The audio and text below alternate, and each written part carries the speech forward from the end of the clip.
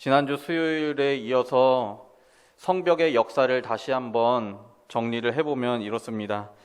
바사제국의 포로로 살고 있었던 유다 백성들에게 귀환하여서 성벽을 공사하라는 조서가 내려졌고, 성벽 공사를 일사불란하게 유다 백성들이 시작하였습니다. 그리고 그 성벽을 공사하던 중에 수많은 방해와 내적인 어려움들이 찾아왔지만, 그 어려움에도 불구하고 하나님의 도우시는 손길에 힘입어서 성벽의 공사를 52일이라는 짧은 시간에 완성하였습니다. 이것이 바로 느헤미야 1장부터 6장까지를 간추린 내용입니다. 그런데 성벽의 공사를 잘 마쳤는데 백성들에게는 아직 마음 가운데 채워지지 않는 그 무언가가 있었습니다. 하나님의 큰 일을 감당한 뒤에 찾아오는 영적인 허기와 갈급함이 있었습니다. 육체적으로 정신적으로 힘을 모아서 성벽의 공사를 잘 마치고 하나님께서 명령하신 그 소임을 다 했지만 그 내면에 채워지지 않는 영적인 갈급함이 있었습니다. 그래서 유다 백성들과 지도자들은 하나님의 말씀을 듣고자 했고, 그 말씀을 통하여서 영적인 허기를 채우고자 했습니다.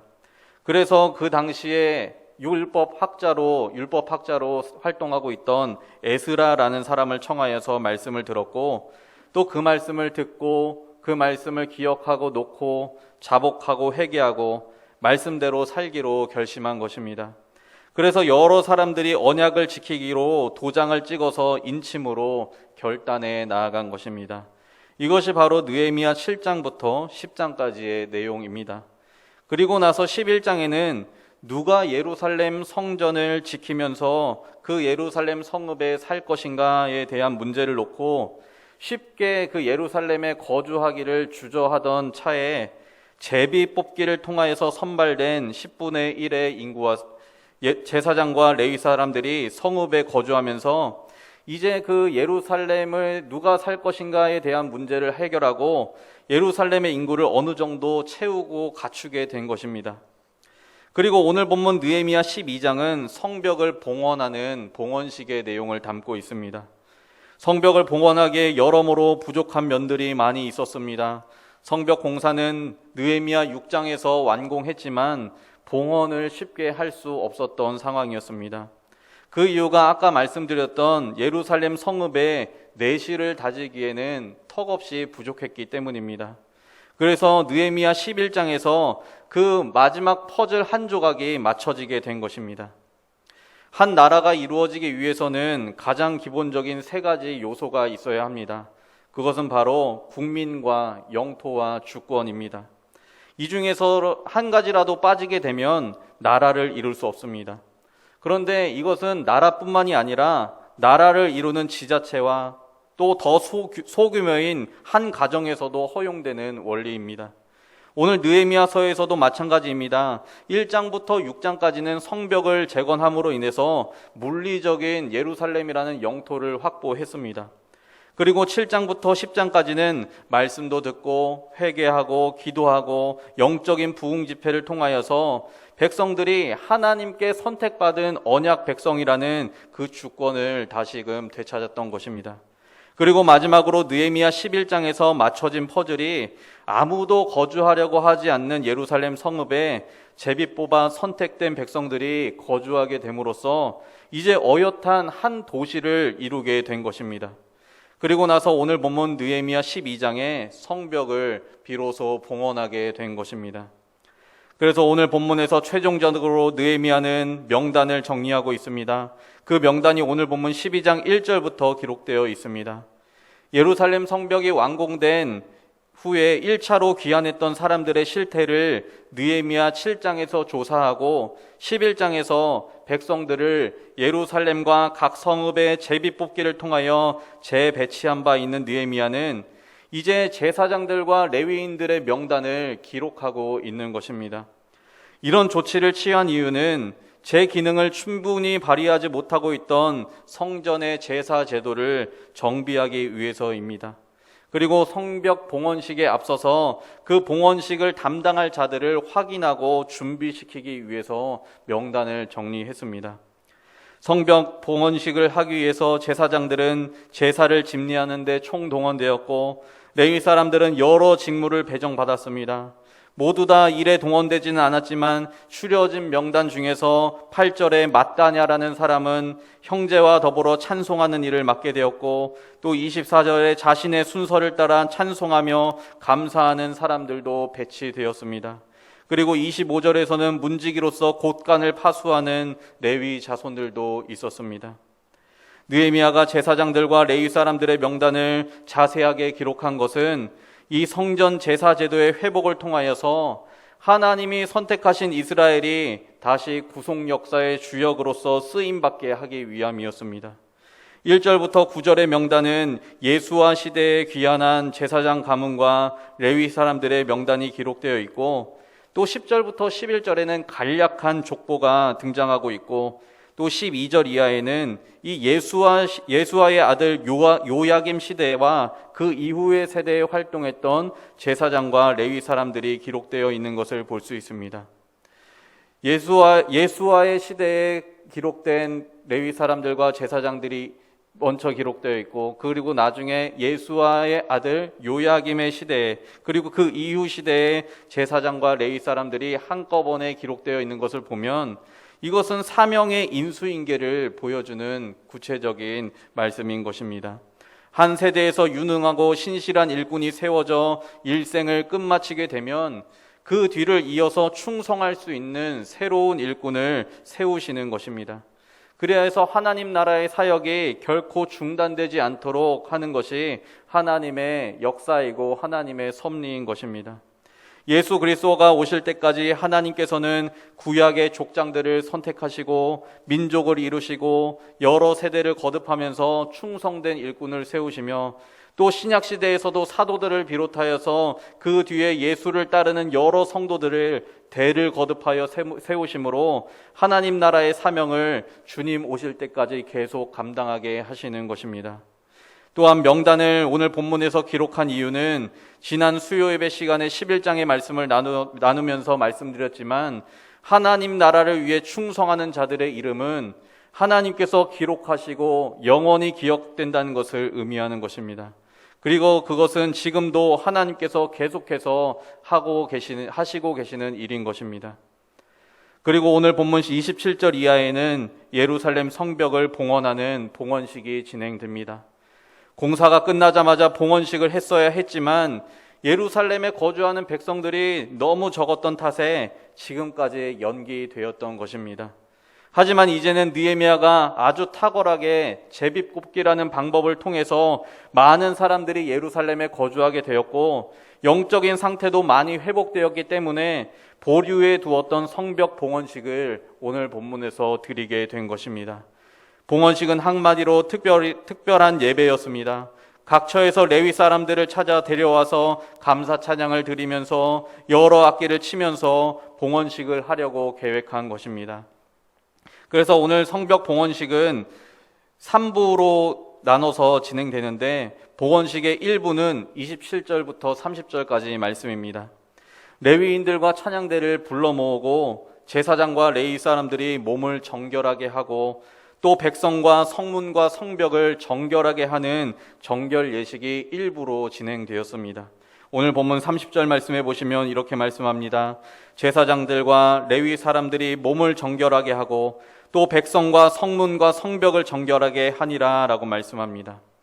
봉헌 예배를 드리기 전에 몸을 정결하게 하고 허물됨을 없이 하는 것은 당연한 절차였습니다. 여기서 속죄제를 드림으로써 죄의 허물을 깨끗이 하기도 했으며, 또 부정한 것을 멀리 하였습니다. 또한 봉헌식에 참석하는 백성과 또 지어진 성벽의 성문과 성도 정결하게 했습니다. 부정함에 접촉되어 수도 있기 때문에 그러한 일들을 하나도 빠짐없이 행하게 된 것입니다. 이처럼 성벽의 봉헌식은 거룩함 속에 진행되어야 했던 행사였습니다. 하나님께 드려질 때 더럽혀지거나 부정한 상태나 준비가 되지 않은 상태로 봉헌하는 것은 하나님 앞에 옳지 않은 행동인 것입니다. 이것은 우리의 물질을 드릴 때에도, 우리의 몸과 마음을 드릴 때에도 마찬가지입니다. 그래서 하나님께서는 말라기 선지자를 통하여서 경고하시는 말씀이 있습니다. 말라기 1장 13절에 만군의 여호와가 이르노라 너희가 또 말하기를 이 일이 얼마나 번거로운가 하며 코웃음 치고 훔친 물건과 저는 것 병든 것을 가져왔느니라. 너희가 이같이 봉헌물을 가져오니 내가 그것을 너희 손에서 받겠느냐 이는 여호와의 말이니라 라고 말씀하십니다. 정결 예식이 1부로 이렇게 마치게 되었다면 2부에서는 성벽 위를 행진하는 행사가 펼쳐졌습니다. 31절 말씀입니다. 이에 내가 유다의 방백들을 성벽 위에 오르게 하고 또 감사 창송하는 자의 큰 무리를 둘로 나누어 성벽 위로 대오를 지어 가게 하였는데 한 무리는 오른쪽으로 분문을 향하여 가게 하니라고 말씀합니다. 유다의 방백들로 하여금 두 때로 나누어서 성벽 위를 행진하게 한 것은 성을 짓게 하신 하나님의 은혜를 감사하며 동시에 성의 안전을 하나님께 맡긴다는 의미가 담겨 있습니다. 감사 찬송하는 무리와 함께 한때는 오른쪽으로 행진하였고 또 다른 한때는 왼쪽으로 행진하게 했습니다. 그래서 한때는 에스라의 지휘에 따라서 남쪽 성벽을 따라 동쪽으로 행진했고 또 다른 한때는 느헤미야의 지휘를 따라서 북쪽 성벽을 따라 동쪽으로 행진하였는데 그 두 때가 동쪽에 있는 수문과 망대 사이에서 만나서 성전 구역으로 한꺼번에 진입하게 되는 그런 행진을 벌이게 된 것입니다. 이렇게 감사 찬송을 드리면서 성전 구역으로 진입한 뒤에 3부에서는 봉헌 예배를 드리게 됩니다. 43절에 이날에 우리가 큰 제사를 드리고 심히 즐거워하였으니 이는 하나님이 크게 즐거워하게 하셨음이라. 부녀와 어린아이도 즐거워하였으므로 예루살렘이 즐거워하는 소리가 멀리 들렸느니라 라고 말씀하고 있습니다. 여기서 큰 제사를 드렸다고 하는데 이것은 성대한 제물을 바쳐서 제사를 드렸음을 의미하고 또 성읍을 둘러싼 성벽을 하나님께 드리는 데 있어서 여러 가지 행사와 그 마음이 표현된 제사임을 말씀해 주고 있는 것입니다. 하나님께 큰 제사를 드리고 성벽을 온전히 봉헌한 것에 대해서 무리들은 어떠한 기분을 느끼게 되었습니까? 오늘 본문에 보시면 즐거움을 느끼게 되었다라고 말씀합니다. 많은 것을 드렸지만 그 무리들 가운데의 마음에는 즐거움이 있었다라는 것입니다. 하나님께 우리의 몸과 마음을 바쳐서 헌신할 때 큰 기쁨과 즐거움 그리고 만족을 누리게 되는데 오늘 본문에 보니까 그 즐거움을 주시는 분이 따로 있다라는 겁니다. 그 즐거움을 우리 스스로 느끼는 것이 아니라 즐거움을 부어주시는 분이 오늘 본문에 분명히 계신다라는 것인데 43절에 보시면 하나님이 크게 즐거워하게 하셨다라고 말씀하고 있습니다. 성벽을 공사하면서 하나님의 선한 손의 도우심을 느끼고 그것을 통하여 성벽이 완공되었을 때 하나님이 하셨음을 깨닫게 되었을 것입니다. 그리고 마침내 성벽을 하나님께 드리는데 성벽 봉헌식을 거행하면서 하나님께서 어려움 가운데에서도 뜻하신 바를 이루시고 또 도우시는 그 은혜가 주마등처럼 백성들의 머릿속에 스쳐갔을 것입니다. 백성들이 감동을 느끼고 즐거움을 누렸는데 그 즐거움도 하나님께서 주신 것이라고 오늘 본문에서 말씀하고 있습니다. 다시 말해서 성벽의 모든 역사와 봉헌을 하나님께서 영광 받으셨음을 오늘 본문에서 말씀해 주는 것입니다. 그 영광 받으심을 통하여서 백성들에게 말로 형용할 수 없는 즐거움을 부어주신 것입니다. 우리도 이러한 기쁨을 누리기 원합니다.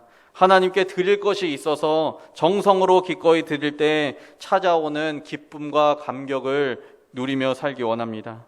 하나님께서 우리의 예배와 우리의 시간과 정성, 예물들을 연락하시고 그에 대한 뜻으로 기쁨과 즐거움을 풍성하게 부어주셔서 하나님 안에서 기뻐함으로 힘을 얻고 소망을 얻고 평안을 누리는 우리 모두가 되기를 원합니다. 예루살렘 성벽을 봉헌한 이후에 유대 백성들은 자신들의 맹세를 이제 실천하기 시작합니다. 제사장들과 레위인들을 위해 온전한 11조를 드리게 된 것입니다. 성전 제사 제도는 백성들의 온전한 11조로 유지가 되는 것입니다. 예루살렘 성벽의 완공과 영적인 부흥 운동을 통하여서 언약 백성의 일원답게 살아가기를 맹세한 유대 백성들은 그동안 지켜오지 못했던 11조 생활을 다시 하기로 마음먹고 실천한 것입니다. 영적 지도자들의 사역을 뒷받침하고 또 성전의 제사를 뒷받침하고 또 성전을 지키기 위하여 결심했던 그 결심 가운데 물심양면으로 헌신하며 나아가기 시작하는 것입니다. 그것이 바로 44절부터 47절의 말씀의 내용인 것입니다. 말씀을 맺겠습니다. 예루살렘 성전을 지키겠다고 결심하고 언약에 임봉한 뒤에 준비되지 않았던 것을 보완한 후에 성벽을 온전히 하나님께 드리게 되었습니다. 하나님께서 이 성벽 공사의 뜻을 정하시고 실행하게 하시며 그 과정 가운데 하나님의 선한 손이 있어서 성벽 공사를 무사히 마치게 된 것을 느헤미야 말씀을 통하여 찾아볼 수 있습니다. 하나님께서 뜻하시고 은혜를 베푸셔서 완공하게 하셨으니 이제는 하나님께 마땅히 드려져야 하는 것입니다. 그것을 하나님께 정성스럽게 봉헌할 때에 하나님께서 어떻게 오늘 본문에서 반응하고 계십니까? 하나님께서 백성들에게 즐거움이라는 그러한 기분을 더 부어주시고 백성들로 하여금 즐거움이 넘치게 하셨던 것입니다. 그 즐거움이 넘치게 하셨다는 것은, 백성들에게 즐거움을 주셨다는 것은 하나님께서 이 성벽을 기쁘게 받으셨다라는 의미입니다. 우리들의 삶에서 성벽 공사와 같이 하나님께서 뜻하시고 인도하시고 이루신 일들이 무엇이 있습니까? 우리의 삶의 순간에서 하나님의 은혜로 이루어지고 있는 열매 맺은 경험이 무엇입니까? 그것에 대해서 우리는 하나님 앞에 어떻게 감사하며 영광을 돌리게 되었습니까? 하나님께서 뜻하시고 이루신 일들에 대해서 우리의 전부를 드려도 모자랄 것과 같은 정성으로 하나님께 드리기를 힘써야 합니다. 준비하는 과정에서부터 예배와 예물, 그리고 그 이후의 삶의 결단까지 하나님의 영광을 위하여 드리는 우리 모두가 되기 원합니다. 그리하여서 날마다 하나님께서 베풀어 주시고 즐거움을 주시는 은혜 속에 거하는 우리 모두가 되시기를 예수님의 이름으로 간절히 소망합니다. 기도하겠습니다. 하나님 아버지, 우리에게 말씀을 주심에 감사합니다. 성벽 공사에 대한 뜻을 느헤미야에게 부어주시고 진행하게 하시고 숱한 방해 속에서도 선한 손길을 베푸셔서 하나님께서 완공하게 하신 은혜에 감사하여 성벽을 봉헌하는 유대 백성들을 보게 됩니다. 우리의 삶 가운데에서도 또 우리의 교회에서도 하나님께서 뜻하시고 과정마다 은혜를 베푸시고 이루시고 열매 맺은 그 행사와 은혜의 순간들을 잊지 않게 하시고 우리의 전부를 드려도 모자랄 것과 같은 그 정성으로 힘껏 하나님께 드리는 우리 모두가 되게 하여 주옵소서. 하나님께서 영광 받으시고 부어주시는 즐거움 속에 거하게 하시고 앞으로의 우리의 삶도 하나님 나라와 영광을 위해 살아가도록 힘주시고 은혜 베풀어 주옵소서. 모든 것에 감사드리며 예수님의 이름으로 기도하옵나이다. 아멘.